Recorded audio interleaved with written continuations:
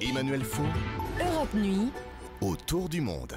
Autour du monde, le regard international d'Alexandre Adler qui s'arrête ce soir sur le Yémen en pleine instabilité politique.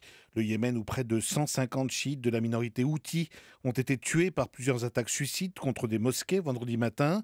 Un épisode de plus dans ce qui est devenu, Alexandre, une véritable guerre civile entre chiites et sunnites. Oui, et c'est une chose qui avait été évitée depuis la fondation de l'État yéménite, parce que malgré cette différence religieuse qui est forte, le Yémen est un pays encore aujourd'hui avec une légère majorité chiite. Ce sont ce qu'on appelle les zéidites, une des formes les plus anciennes du chiisme, les moins théologiquement pertinentes d'ailleurs, mais qui, avec la mondialisation, se sont rapprochés des Iraniens qu'ils ne connaissaient que peu, ou des chiites libanais, qui aujourd'hui sont maintenant un morceau de la constellation qui prend ses ordres à Téhéran. Ce n'était pas le cas auparavant. Et il y avait beaucoup de chiites plus ou moins laïcisés, communisants, nassériens, qui ont dirigé le pays avec des sunnites qui partageaient leurs convictions. Ce n'est plus le cas aujourd'hui, et aujourd'hui, on a l'impression, au contraire, qu'il y a une véritable insurrection. J'ai presque envie de parler d'une Vendée sunnite, dans laquelle vous trouvez Al-Qaïda, incontestablement, qui est présente dans certaines régions du pays, mais aussi des gens qui sont directement subventionnés par les services secrets saoudiens. Et le danger que l'on voit poindre maintenant, c'est avec la disparition justement de cet espace intermédiaire semi-laïque, l'affrontement direct des chiites soutenus par l'Iran et des sunnites soutenus par l'Arabie saoudite. Et ça, c'est très, très dangereux. Et c'est la première fois qu'on a vu apparaître le label Daesh, si je puis dire, qui a revendiqué ces attaques suicides contre les mosquées.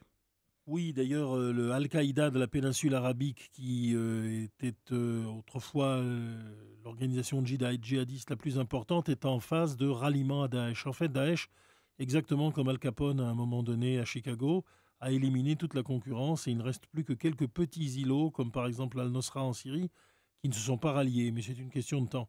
Et donc, Daesh, c'est le vrai successeur aujourd'hui d'Oussama Ben Laden. Alors ce week-end, le Conseil de sécurité de l'ONU s'est réuni pour soutenir le président Mansour Hadi contre la milice Houthi qui, on le rappelle, tient la capitale Sanaa depuis plusieurs semaines.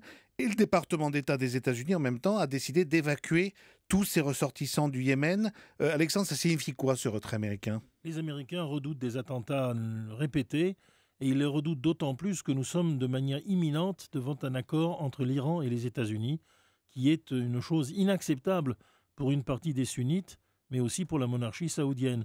Et donc, dans ce contexte, payer des tueurs pour faire, faire sentir aux Américains qu'ils ont franchi les limites acceptables, c'est parfaitement dans les prix d'un certain nombre de forces. Et là, je pense beaucoup à ceux qui, en Arabie saoudite, manifestement sympathisent avec Daesh et évidemment ne supportent que difficilement la ligne modérée qui reste encore aujourd'hui la ligne dominante dans la monarchie saoudienne. On sait que, par exemple, un général a été assassiné de l'intérieur de l'Arabie saoudite alors qu'il surveillait un barrage contre les insurgés de Daesh à la frontière irakienne. Et on sait qu'il y a beaucoup de sympathie pour Daesh à l'intérieur du régime saoudien. Donc, c'est une situation très délicate. Déjà, pour la première fois, un craquement est apparu entre le maréchal Sissi, le président égyptien, et ses amis saoudiens, qui lui ont reproché de bombarder la Cyrénaïque pour gêner Daesh et aider le général laïque Khalifa Haftar qu'ils soutiennent à bout de bras. Donc c'est une situation qui est celle que l'on pouvait le plus craindre, c'est-à-dire une montée d'un intégrisme sunnite qui finalement choisit le camp de Daesh, alors même que pour d'autres raisons il y était opposé. Et cela, c'est une situation très explosive auxquelles les Américains vont devoir faire face. Alors que l'Arabie saoudite jouait jusqu'à présent plutôt un rôle modérateur vis-à-vis de la... Et que les Américains ont tout fait pour cela, mais que, en effet, sans l'aide saoudienne, le régime égyptien n'aurait pas été stabilisé comme il l'a été depuis 1 an et demi. Donc ce n'est pas une affaire pour rire. Et c'est évidemment le calcul principal de Daesh que de faire basculer l'Arabie saoudite. Le Yémen en plein chaos dans le regard international d'Alexandre Adler. Merci Alexandre.